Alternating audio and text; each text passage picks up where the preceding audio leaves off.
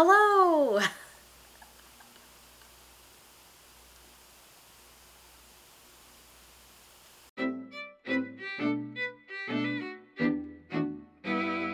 Hi everyone!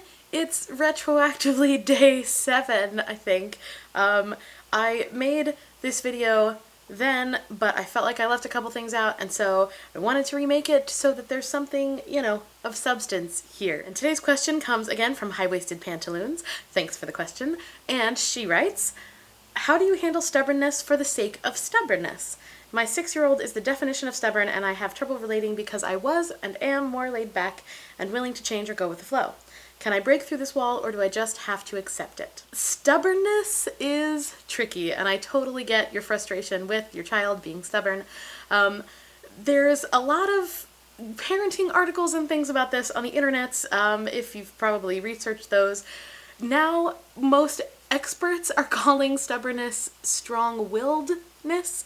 So instead of having a stubborn child, you have a strong-willed child, which is just kind of a more polite way of saying stubborn, I guess.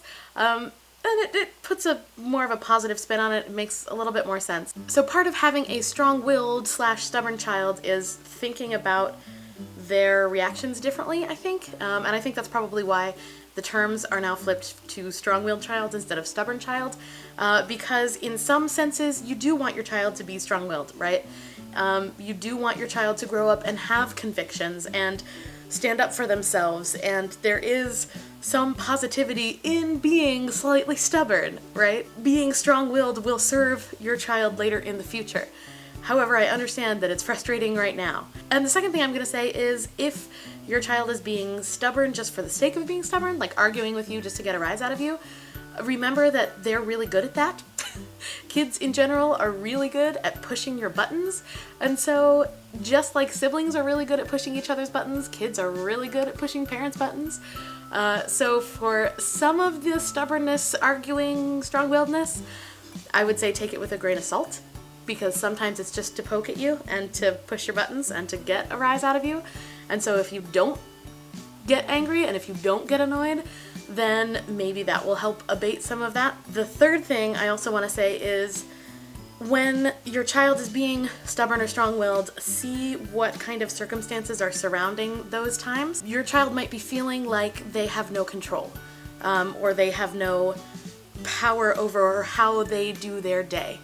So it might be something as simple as finding more ways for your child to have control, finding more ways for you to say yes. So if it's something like you're having arguments about what they wear for the day, give them 2 or 3 options that you have previously picked that are all okay for you, because remember, you're the parent, so what you say goes, I think a lot of the times we get kind of caught up in wanting our kids to make choices, but giving them too many choices. So give them like 2 or 3 options for wearing clothes for the day, and say, these are your options, pick whichever ones of these, and that's it. Those are your options for today, done. And things like mealtime, in our house, basically what I make for lunch is what they eat, or what I make for dinner is what they eat. Now, they don't ever have to finish all of their food on their plate. They do have to try everything, and they do have to eat a decent amount of it so they're not starving 20 minutes later. But things like food battles, if that's a problem, I think give a little bit more leeway to, okay, if you eat 4 carrots and 3 pieces of chicken, you're good. Or one of the things I do a lot is when we're leaving the house, if you're having troubles in the actual leaving the house and your kid just doesn't want to go, one of the things I do is give warnings. I give minute warnings a lot. Even if it's a half an hour before we actually have to technically leave the house, I will tell the girls, hey, you have 10 more minutes to play, and then you have to start cleaning up and getting ready to go. And then when it actually is time to get ready to go, they kind of go along with it a little bit easier. And also, I make it way sooner than we actually have to leave, because inevitably somebody will lose a shoe, and somebody will have to go to the bathroom, and somebody will hem and haw about putting on their coat, or whatever the case is. And so I think if you build in more time into what you're doing, that might alleviate a little bit of the stress. So basically, plan for more time if you've got more time. Sometimes you just have to pull the parent card and say, I'm the parent, we're going, let's do it, let's go. But I think there are a decent amount of ways to give wiggle room and to give more control back to your kids, because I think, number one, it'll help make them feel a little bit more respected and heard. And a lot of the times I feel like kids are stubborn or strong-willed because they feel like they're not being heard and their opinions are not being taken into account.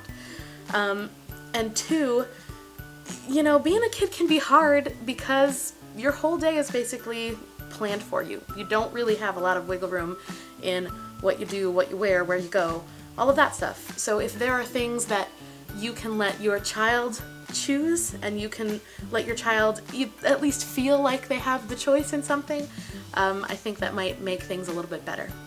That's all the thoughts that just came out of my brain.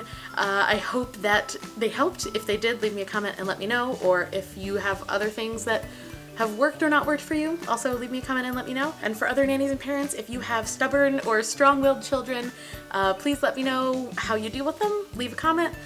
Send me a message on Twitter at @OneChelseaMorning or a message on Instagram at PracticalPoppins, and I look forward to chatting more with you. I hope you all had a great day and a great afternoon or evening or whatever time it is where you are. Thanks so much for watching, and I will see you tomorrow. Bye! When you work with parents, do you often feel like colleagues in the enrichment and care of children, or does it tend to have a more typical boss-employee dynamic?